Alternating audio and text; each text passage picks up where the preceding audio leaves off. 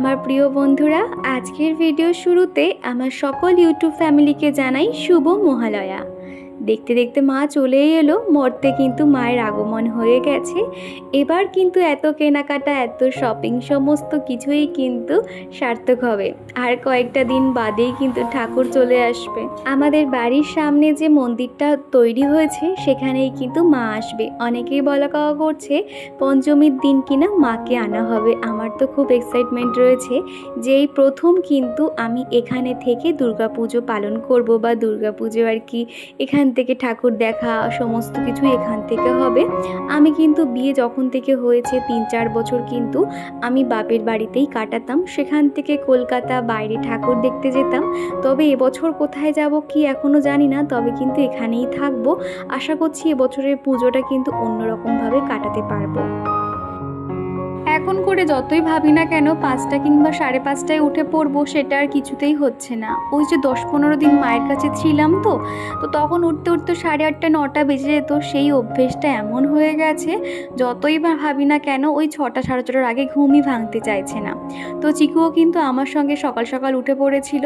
তো তারপরে ওকে মুখটুক ধুয়ে দিয়েছি, তো এখন খেলা করছে। আর দেখলেই তো মানে ও যখনই ঘুম থেকে ওঠে চোখ খুলেই কিন্তু ওর হাতে একটা খেলনা নিয়ে সবসময় রেডি থাকে। আর এখন এই তো মুখটা ফেস ওয়াশ দিয়ে পরিষ্কার করে নিয়েছি, তারপরে সানস্ক্রিন লাগিয়ে নিচ্ছি। আজকে যদিও সকাল থেকে বেশ ঝলমলে রোদ আছে। আর একটু পরে যেহেতু রান্না করতে যাব, আগুনের পাশে গেলেও তো সেই তো স্কিনে আমাদের তাপ লাগে, তো কিন্তু আমাদের মুখে অনেক রকম ট্যান পড়ে যেতে পারে। তো সেই জন্য একদম ভালো চুপচুপে করে কিন্তু সানস্ক্রিন মেখে নিয়েছি। আর এখন এই তো বেডরুমের জানালাগুলো এখন খুলে দিচ্ছি। Hello everyone, good morning. কেমন আছো তোমরা সবাই? আশা করছি সবাই খুব ভালো আছো, আমরাও বেশ ভালো আছি। আরও একটা নতুন দিন, নতুন সকাল তোমাদেরকে সাথে নিয়ে ভিডিওটা শুরু করছি। আই হোপ তোমরা সবাই খুব ভালো আছো। তো সকাল সকাল উঠে পড়েছে। আজকের বেডরুমটাকে একদম ডিপ ক্লিন করতে হবে, সেই জন্য ভাবছি সকাল সকাল এদিকে কাজকর্মগুলো সেরে নিই, তাহলে আজকে বেডরুমটা ভালো করে পরিষ্কার করতে থাকবো। অনেক কাজই রয়েছে। কদিন যে বাড়িতে ছিলাম না, কি পরিমাণে যে ধুলোবালি পড়েছে একটু পরেই তোমরা দেখতে পারবে। তো চলো ভিডিওটা শুরু করা যাক। আর এখনই তো আসার পর থেকে কয়েকটা টুকটাক জিনিস হচ্ছে ধোয়া কাচের ব্যাপার ছিল, তো 2 বালতি জামা কাপড় ভিজিয়ে দিয়েছি। তারপর খানিকটা পর কিন্তু আমি অফ ক্যামেরাতে একটু খিচুড়ি, আলু ভাজা, বেগুন ভাজা আর একটু পাঁপড় ভেজে নিয়েছি সকালের খাবারের জন্য। কেননা সকালে কি খাবো তার থেকে মনে হলো একটু খিচুড়ি বানিয়ে নিই, এটাই সব থেকে হেলদি খাবার। আর তারপরেই দেখো কত অঝোরে বৃষ্টি শুরু হয়েছে। আমি শুধু মনে করছি আমি এত জামা কাপড় ভেজালাম রোদ দেখে, আর কোথা দিয়ে এত বৃষ্টি চলে এলো। এই যে মন্দিরটা দেখছো, এখানেই কিন্তু ঠাকুর আসবে, আর ওদিকে কিন্তু খানিকটা প্যান্ডেল হবে বলে বাঁশও চলে এসেছে। আর এই যে দেখো বেডরুমটা আজকে একটু সুন্দরভাবে পরিষ্কার করব। তো দেখতে পাচ্ছ কি অবস্থা হয়ে রয়েছে। যেখান থেকে এসছি চারিদিকে এত জামা কাপড়, এত কাজ ছিল না, তো সেই জন্য সেগুলো আস্তে আস্তে গোছাচ্ছিলাম। তো বেডরুমের দিকে খেয়াল করা হয়নি। তো আজকে ভাবলাম বেডরুম দিয়ে আমার কাজকর্মগুলো শুরু করি, তারপরে বাকিগুলো করব। আর এই যে আমার বেডরুম দিয়ে কিন্তু এরকম ট্রেন দেখা যায়। আর এই এক্সপ্রেস ট্রেনগুলো দেখলে না, ওই যে আমরা তারাপীঠ বেড়াতে গেছিলাম সেই কথাগুলো আর কি মনে পড়ে যায়। আর এখন এই যে বেডরুমটাকে সুন্দর করে পরিষ্কার করে নেব। চিকুর পাপা যেহেতু রবিবার দিনকে ঝুলফুল ঝেড়ে দিয়েছিল, তাও না অনেক দিন যেহেতু ছিলাম না, তো মনে হলো যে না আমি আরও একবার দেখে নিই যদি একটু ঝুলফুল হয়ে যায়।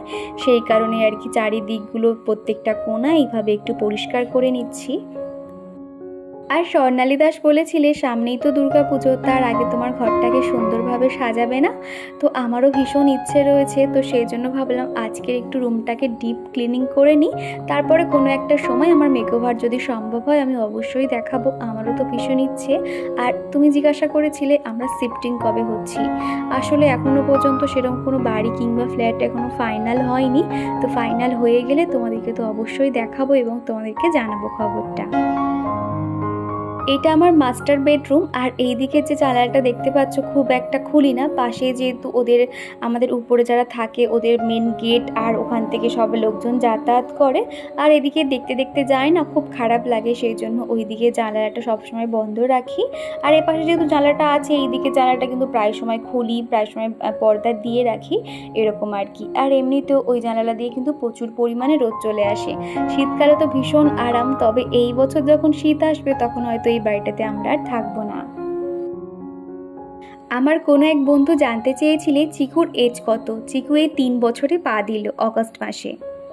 রাস্তার দিকে বেডরুমের পাশে যে জানালাগুলো দেখছো বক্স জানালা, সেগুলো সুন্দরভাবে পরিষ্কার করে নিয়েছি আর একটু ভালো করে মুছেও নিয়েছি। আর এখন এই যে বেডশিটটা চেঞ্জ করে নিয়েছি, বেডশিটটা ভালো করে ঝেড়েও নিচ্ছি। দেখো এত পরিমাণে ধুলো বার হচ্ছিল না, কি বলবো, বাড়িতে মানুষজন না থাকলে যেটা হয় আর কি।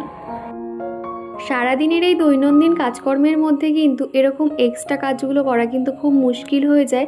সেই জন্য আমি সবসময় কিন্তু আমার দৈনন্দিন কাজের মধ্যে প্রত্যেকটা ঘর এরকম ডাস্টিং ক্লিনিংয়ের কাজ কিন্তু রেখেছি। আর যেহেতু বাপের বাড়ি গেছিলাম, সেই জন্য ঘর বাড়ি তো প্রায় 10-15 দিন এইভাবেই পড়েছিল, সেই জন্য অনেকটাই ধুলো ময়লা হয়ে গেছে। আজকের আমি ঘরটাকে একদম ডিপ ক্লিনিং করব 1 ঘন্টার মধ্যে।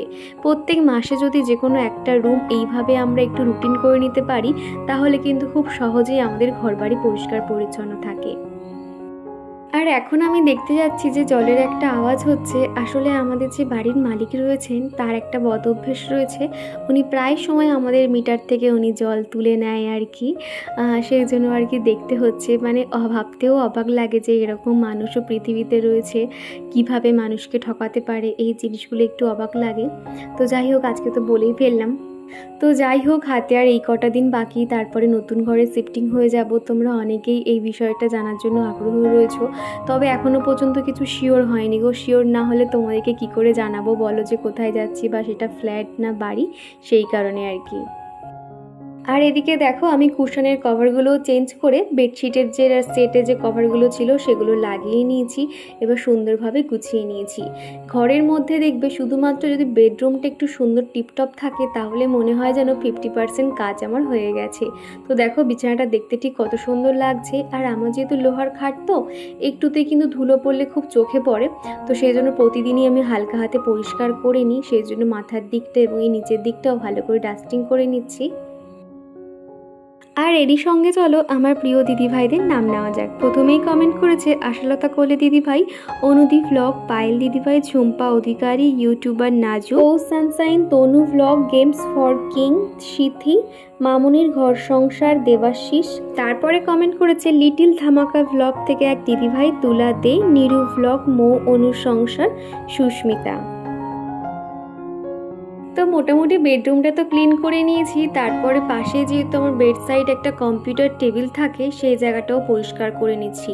কি পরিমাণে যে ধুলো হয়েছে একটু পরেই তোমরা দেখতে পারবে। রাস্তার পাশে বাড়ি হলে এই একটাই অসুবিধা, প্রতিদিন যখন আমি হালকা হাতে পরিষ্কার করে নিতাম এতটা কিন্তু ধুলোবালি জমতো না। বেশ কিছুদিন যেহেতু বাড়িতে ছিলাম না, তার এখন দেখো কি হাল হয়েছে। তো এখন এগুলো খাটতে গিয়ে এত ধুলো বেরিয়েছে না, তোমরা একটু পরেই দেখতে পারবে আমি কি পরিমাণ ধুলো বার করেছি। তো এরকম টেবিল ক্লথ না আমার কাছে দুটো রয়েছে। স্কুল লাইফে এরকম তো হাতের কাজ আমরা অনেকেই করতাম, আর এই টেবিল ক্লথগুলো কিন্তু সমস্তটাই আমি বানিয়েছি। তো সেগুলো যত্ন করে রাখা ছিল, তো আমি এইটার মধ্যে না সবসময় পেতে রাখি। একটা যখন ধুলো ময়লা হয় কেচে দিই, আরও একটা পেতে দিই। ডিজাইনগুলো যদিও এখনও কমপ্লিট হয়নি, আর তখন যেহেতু অনেকটা ছোট ছিলাম, তো আঁকিবুকি সেরকম কিছু করতে পারতাম না। ওই যতটুকু পেরেছি তাই দিয়ে আর কি ডিজাইন করতাম। তো তার উপরেই পাশে যদি একটা ল্যাপটপ রাখা হয় আর এরকম একটা আসন, আর তার উপরে কিন্তু ঠাকুর, ফ্লাওয়ার ভ্যাস, এগুলো আর কি রাখা হয়। ল্যাপটপটা জানো তো একদম খারাপ হয়ে গেছে। ভাবছি সামনে সানডেতে চিকুর পাপাকে বলবো একটু সারিয়ে আনার কথা। তার কারণ না, ভালো জিনিসটা শুধুমাত্র না ব্যবহার করতে করতে আজকের এই অবস্থা হয়ে দাঁড়িয়েছে। আর এরই সঙ্গে তোমাদেরকে একটা টিপস দিই। এই যে টেবিলটা দেখছো, এটা দিয়ে আমি একটা বাস্কেট বানিয়েছি। তোমরাও কিন্তু খুব সহজে বানিয়ে নিতে পারবে। এই টুলটা খুব একটা ব্যবহার হতো না, প্লাস্টিকের একটা টুল। তো সেটা আমি টি শার্ট লাগিয়ে এইভাবে একটা বাস্কেট করে নিয়েছি। এর মধ্যে কয়েকটা টেবিল ক্লথ রাখা হয়, আর সাথে 2-1টা চার্জার রাখা হয়। যেমন ধরো ল্যাপটপ চার্জার, ফোন চার্জারগুলো তাড়াহুড়োর সময় না দেখবে যে ফোল্ড করে রাখতে তো ইচ্ছে করে না, তখন কিন্তু ঝপ করে ওখানে রেখে দিলাম, তাহলে জিনিসটা দেখতেও খারাপ লাগলো না, আর কিন্তু দরকারের সময় আমরা খুব সহজেই পেয়ে যাই। তো এখন এই যে শোকেসটাও সুন্দর করে পরিষ্কার করে নিচ্ছি। আর শোকেসটা যেহেতু সাদা কালার, তো একটুতেই কিন্তু ধুলো পড়ে যায়। তো মোটামুটি আমার সমস্ত কাজ প্রায় হয়ে গেছে, ডাস্টিংয়ের কাজগুলো। তো এখন ঘরটা তোমাদেরকে একটু ঘুরে দেখাচ্ছি। তো দেখো আমার বেডরুমটা দেখতে কত সুন্দর লাগছে। আর বৃষ্টি হয়ে যাওয়ার পর কিন্তু তারপরে একদম ঝরঝরে রোদ চলে এসেছিলো। দেখো কত সুন্দর বিছানা অবধি রোদ চলে আসে। এই ঘরটা আমার কাছে ভীষণ প্রিয়।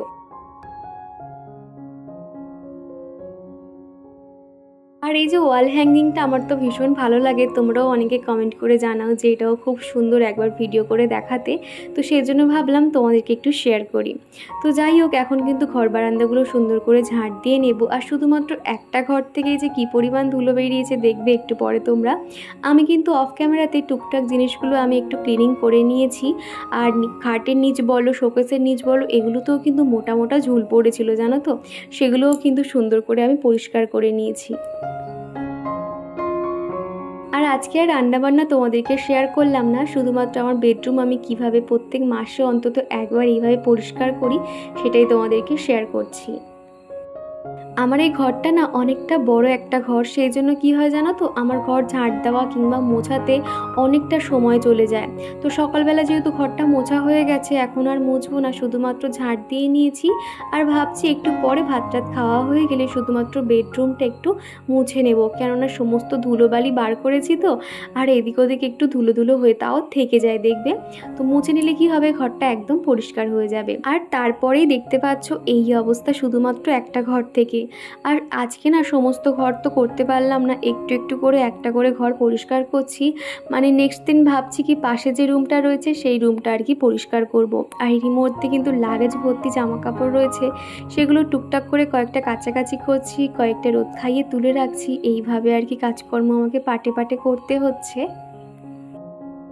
প্রত্যেক মাসে কিন্তু আমরা যদি এইভাবেই রুটিন মাফিক আমাদের ঘরবাড়ি পরিষ্কার করতে পারি, তাহলে কিন্তু একসঙ্গে এত হেঁটেকও নিতে হয় না, ঘরবাড়ি সবসময় পরিষ্কার পরিচ্ছন্ন থাকে। আবারও তোমাদের সঙ্গে দেখা হচ্ছে সেই বিকেলবেলা। এখনও 5:30 পৌনে 6টা বাজবে। এদিকে এক কাণ্ড হয়ে গেছে, এই যে বাদুড়ের উৎপাত। প্রায় দেখছি 1-2 দিন অন্তর অন্তর এই যে বাদুড়গুলো কোথা দিয়ে চলে আসে না, আমার তো ভীষণ ভয় করে। তো দেখো আমি আর চিহু ভয়তে এখন রান্নাঘরে ঢুকে রয়েছি, আর এদিকে বাদুড়টা ঘোরাঘুরি করছে, কখন যে যাবে সে বুঝতে পারছি না। আমি খুব ভয়ে ভয়ে আর কি ক্যামেরাটা অন করেছি শুধুমাত্র তোমাদেরকে দেখাবো বলে। চিকুও কিন্তু ভীষণ ভয় পায় জানো তো। আমি আরও দেখো একটু করে লুকিয়ে পড়ছি আর একটু করে ভিডিও করছি। এই বাদুড়ের চক্করে সন্ধ্যের পর থেকে কোনো রকম ভিডিও শ্যুট করতে পারিনি। তো চলো বন্ধুরা, আজকের ভিডিওটা এখানেই শেষ করছি। ভিডিওটা কেমন লাগলো অবশ্যই কমেন্ট করে জানিও। তো চলো টাটা।